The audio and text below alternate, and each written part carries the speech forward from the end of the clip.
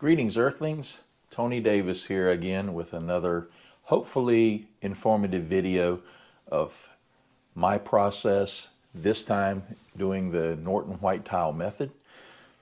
I'm going to walk you through a step-by-step process that I use to put a file from my computer onto the engraver and to produce a wonderful piece of art, such as the one you see here.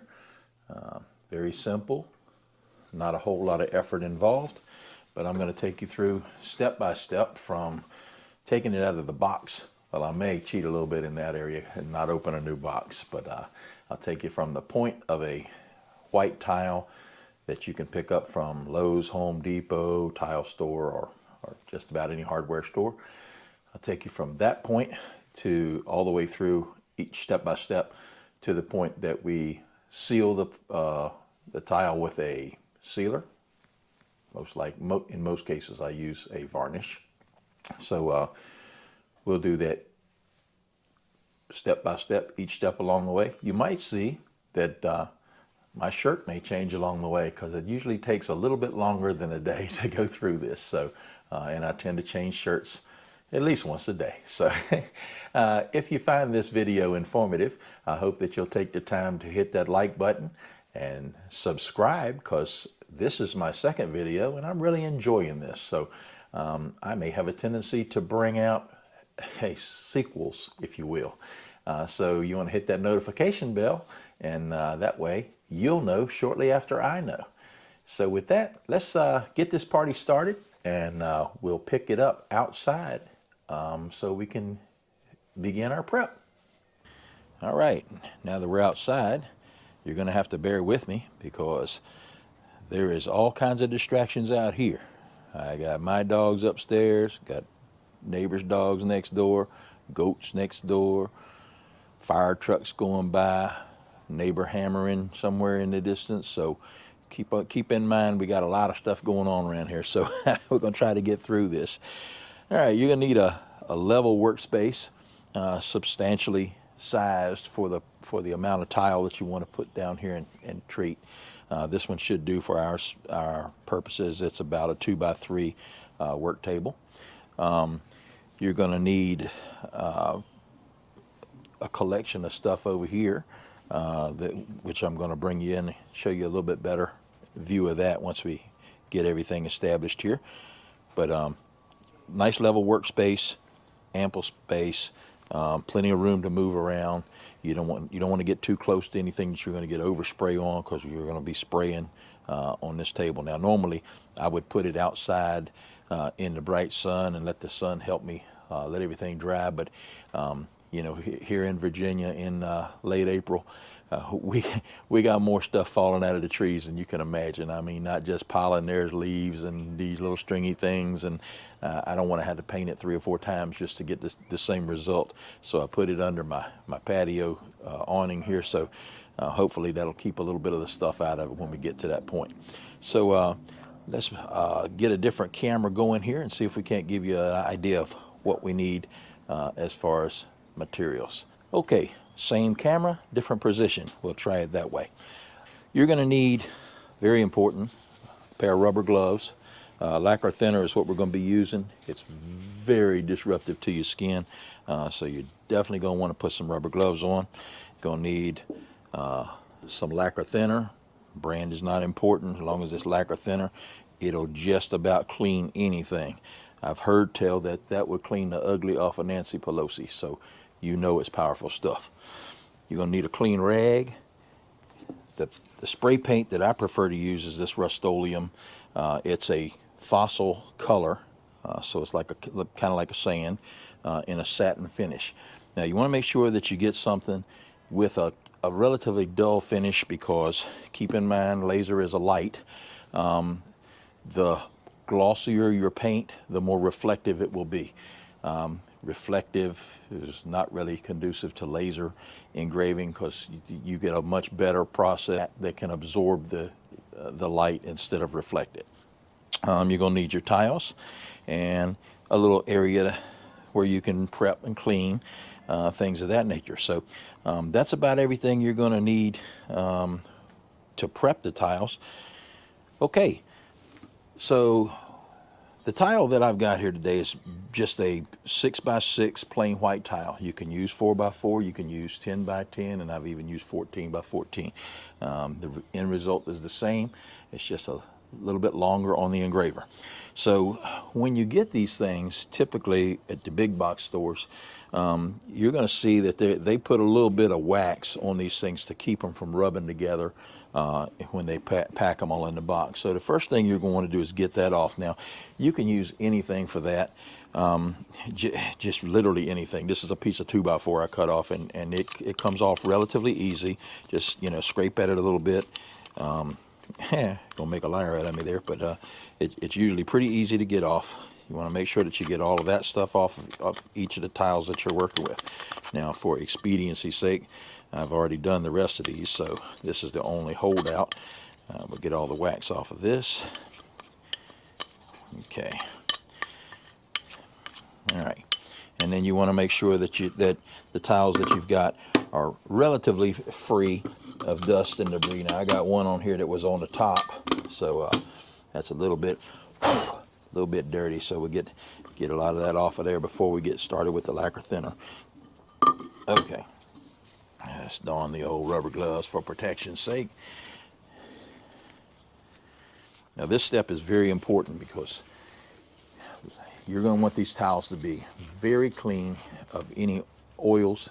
Let's keep in mind what you're getting off of there is your oil from your skin as well. So once you get them clean and set into position, you don't want to be handling them anymore with your hands until you've actually finished spraying them and got all your spray paint on there and everything's good to go. So basically, the lacquer thinner is a pretty easy process. Getting the can open, however, might be a little bit more difficult. But so you just take this. I just use a regular dish rag, put it on here, give me a little lacquer thinner. Now, this stuff, if you're not familiar with it, it's a little bit strong, and it is extremely flammable. So don't be trying to smoke anything, any of that California cigarettes, any of them Colorado cigarettes, none of them Marlboro cigarettes. It's all the same. You get a fire near this stuff and you're going to have a heck of a experience on your hands. So just take and rub it pretty good. I don't know if you can see if I got that in the frame or not, but make sure that you rub all around, get the edges as well. You don't have to get the side edges. You're not going to be doing anything with those, but just make sure you go all the way to the edge, each and every one, wipe it down and set it over to the side to be painted. All right, so you're going to want to do that on each one of your tiles. And like I say, you don't have to scrub it real hard because, like I said, lacquer thinner is no joke. It will just about clean anything. This is the same process that people in the automotive industry use before they paint a car. They're going to wipe it down with this stuff and make sure that it's free of oil. So, all right. So we're gonna do each one of our tiles the same way here. Going to make sure that we don't have any foreign matter settling on it, which I don't know what I got going on here. Got a little black hair that wants to keep reappearing on this thing. So the process is the same, each and every one. Then we're going to sit this out here and let it dry. Once we get finished with all the tiles, it probably will take maybe 15 to 20 minutes for this stuff to dry. Like I say, it's highly flammable, therefore it dries very quickly. Now, when you're disposing of the rag or whatever, man, let this stuff dry. Don't get rid of anything until it's completely dry, because once it's dry, then you don't have to worry about the flammability of it. But I can't stress enough how flammable this stuff is. I mean, it's and if it's in a containment, burn barrel, trash can, something like that, and somebody lights it and it's still wet, it's going to be an explosion. So I know lasers are cool and everything, but explosions, they ain't so good. So, once it dries and thoroughly dries, then we're going to hit it with the spray paint, and I'll get right back with you to show you that process as soon as this has a chance to dry. Okay, it's been about 20 minutes since we set them out here to dry. Now, I'll point out that I use a flat surface on this because it's not. I've tried the angled surfaces and everything, and when you start spraying it, gravity's a wonderful thing, but not when you're putting a liquid on a minimally porous surface. So it wants to have a tendency to gather up at the bottom, and you want a nice even coat. So a flat surface is usually, that's my preference anyway. I know there's going to be some people that have a different preference. But when you start your spraying, you always want to start off of the piece and then get your spray going and then pull it across the piece on both sides. So that way you get the piece is in the middle of the flow and not in the beginning. Spray paint has a tendency to sputter a little bit when you first start it, and you don't want those globs of liquid paint. You want it to be atomized as much as possible when it hits your workpiece. So you just want to basically start from one side. Top is usually where I start, and we'll get it going over here, and then just kind of spray, nice even spray. And what we're looking for is a nice even coat. And sometimes I get that, and sometimes I don't. But that looks pretty good. I got a little bit of lightness there in the middle, but we're not going to worry about that. And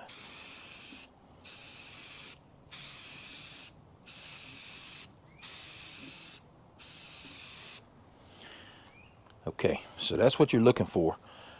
Nice even coat, no white spots showing through. As of yet, no bugs in the paint, but when the paint dries, it'll probably be a different story because, like I said, Southern Virginia, late April. So humidity is relatively low today, so this shouldn't take too awful long to dry. It'll probably be dry enough to use in a couple of hours, but we're late in the day, sun's going down. So most likely we'll pick this up again tomorrow from this point, and hopefully I won't come out tomorrow and there'll be a squirrel in the middle of my work or something, because man, this is if you like wildlife, this is the place you want to be. So with that, I'll see you in the morning, and we'll finish up this thing and get it put on the machine and make something happen. Okay, I know I told you I was going to be out here tomorrow morning. As fate would have it, I spent the entire morning on the phone with GoPro tech support and Amazon to have them send me another camera. But I finally got this one working at 15 minutes to 6 in the evening. So, so as you can see, the tiles came out good. We've got no squirrels, no bugs, no leaves. So I'm just going to leave the rest of them here. I've got a good one in this one, so we'll take that on in, put it on the machine, and get the machine fired up and see what happens. Okay, tiles all done. Have one on the machine. Try to speed things up a little bit for you, so do away with a lot of the mundane stuff. But basically, once the tiles are dry, you just bring them in, put them on your machine. Follow all the steps that I gave you in the previous video in order to make sure that it's square in the machine, your height is correct, your home space is set correctly to the bottom left-hand corner. I've uploaded the photo that we're going to be doing in LaserGRBL. Went through all my settings. This particular one we're going to set at 1,300 feet per minute and 40% power level. So hopefully that'll work out all right, because I broke one of my rules that I mentioned in the last video and failed to put this particular piece on the database. So when I finish this video, I promise to put it on my database. So in the future, I'll be able to get it up and running. So hopefully the fan is not too loud on this thing. I've got the external microphone, so hopefully it's not too much of a problem. But at any rate, I've got everything set up. We're ready to go.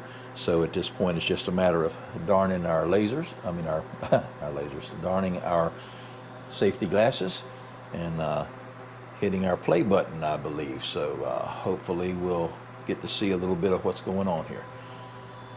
So you notice it's a little bit of a slow process. And it'll take, let's see, what is it going to say? An hour and 25 minutes, which that'll change as it goes along, and it'll probably get a little bit more involved. But anyway, we'll let that run and see what we get, and hopefully I'll be able to figure out the time lapse on this video so we can do that fancy stuff like I see a lot of folks do and run it back and forth, so you don't have to watch the whole, hour and 15 minutes. All right, see you soon.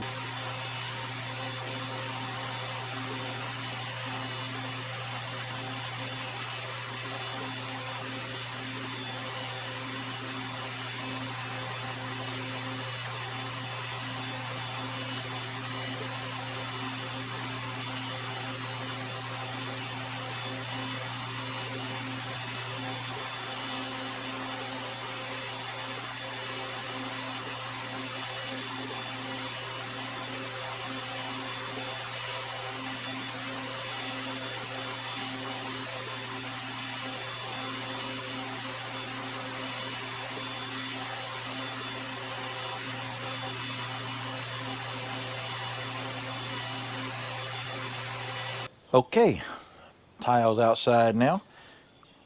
We're going to start our process for cleanup. So basically, what I like to use, I have this Tupperware container, Rubbermaid, just to keep name brand specific, but it doesn't matter if you want to use Tupperware or Rubbermaid, as long as you have an airtight container. That's the important thing. Inside the airtight container, I have a little, this little bucket. Just make sure that it fits inside of your airtight container, and that it's large enough to accommodate whatever tile you're using, preferably. So this 6x6 tile, this thing is 6x6 wide.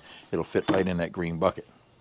So then, the cleaning solvent that we use to clean that up is, in this case, denatured alcohol. You can buy this stuff at a gallon at the big box store. Relatively inexpensive. Still highly flammable, not as bad as the lacquer thinner, but still flammable and still not so good for your skin. So when you get to the point of scrubbing the tile, you're going to want to make sure you darn your rubber gloves for this process as well. But basically, you want to put enough alcohol in your container to where the top of the tile is completely submerged under the alcohol. Now, this process is going to take about 2 hours to sit in there, and you can put it in as long as you want, really. I've had them in overnight just because, a matter of convenience. I got finished with the tile just before time for me to go to bed. So you can put them in there. They'll stay perfectly fine overnight, but you're really not going to, it's not going to do any more. It's not going to help you along the way. It's not going to soften the paint any better than what 2 hours will do. So then once you get that in there and the alcohol put back in there, put your cover back on, because alcohol is, I don't know what the phrase of it is, but it's a very molecularly, man, that's a tough one. It's very small molecules, and it makes it a very light and very aromatic chemical. So it's going to evaporate really fast. So if you don't put the lid back on it, in 2 hours when you come back out, you might find that the top of your towel is no longer submerged because of the quick evaporation process. So cover it up. Go do what you got to do. Take your wife to the movies. You 2 hours, come back, you're ready to go. So we're going to let this sit for a couple hours, and then we'll get back with you and show you the rest of the process. Okay, so it's been a little over 2 hours now, so we can go ahead and check our progress and get ready to do our final cleaning. So for this process, I suggest the rubber gloves as well. Alcohol is also not very friendly to your skin, cause you to dry out pretty good. Okay, and in addition to that, this is something that I've found to be very valuable in the process. This little scrubbing pad, it's got that green scratch pad on one side and a sponge on the other side. I find that I don't really use the sponge that much, except for, you know, wiping everything off once I get the paint dislodged. But the scratchy pad is really good for this. So basically, you're just pretty much gonna start scrubbing, and you'll see that as you scrub, I guess you can see that as you start to scrub, the paint will start to come off, revealing the image beneath. So it's very important that you get all this paint off. Otherwise, I mean, well, a lot of people like to do different processes other than the Norton White Tile method, where they leave the paint on, and I'm not really familiar with that one, but I see some very nice work being produced with leaving the paint on, putting different colors on and things of that nature. So, but for me, and the purposes of this video, we're just going to scrub all this paint off and get it nice and clean again. So, and it looks like the etching was pretty good, so I think this will be a satisfactory piece, I believe.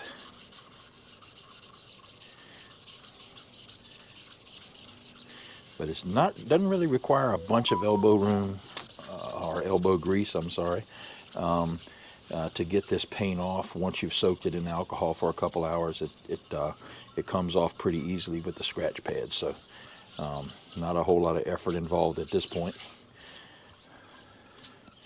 So you're just going to want to make sure that you got all the little areas of paint off, because your next step after this dries is going to be to apply a sealer. So once you apply the sealer, you know, that's pretty much a done deal at that point. So now, and I usually keep this little sponge right back into the side, not in the alcohol itself, but back into the side of my airtight container to keep it nice and fresh, put away for the next project. And in the meantime, my rag from yesterday that's got the lacquer thinner on it has dried sufficiently, so I'm just going to get rid of our excess alcohol here, speed up our drying process a little bit, and then I'm going to lay this here on the table for it to dry. This is what it looks like at this point. I guess you can see that. So not bad.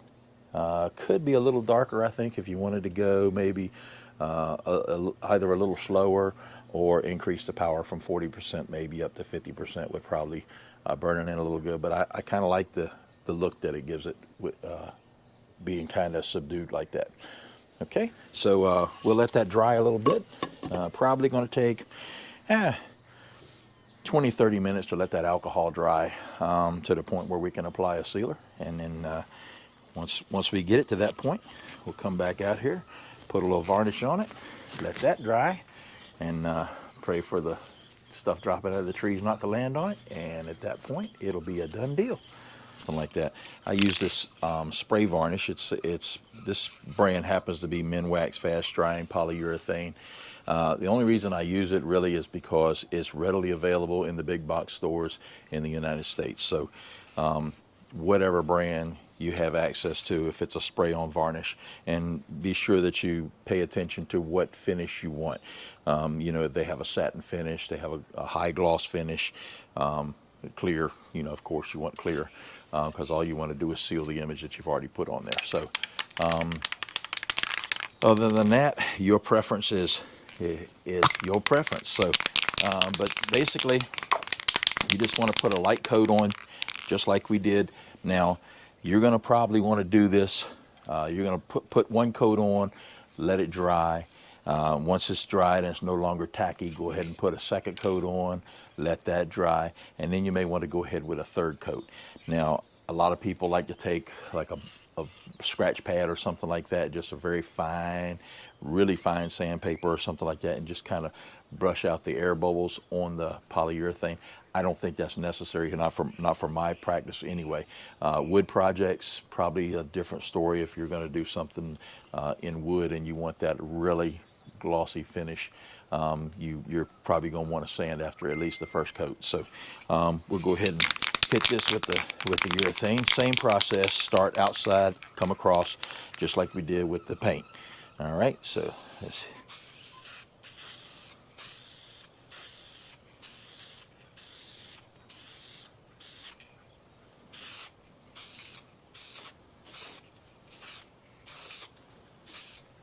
Okay, that's a pretty good coat. Like I say, we'll let that dry, and I can see the air bubbles in there, and you'll see them as well. Some of them will dissipate as the drying takes place.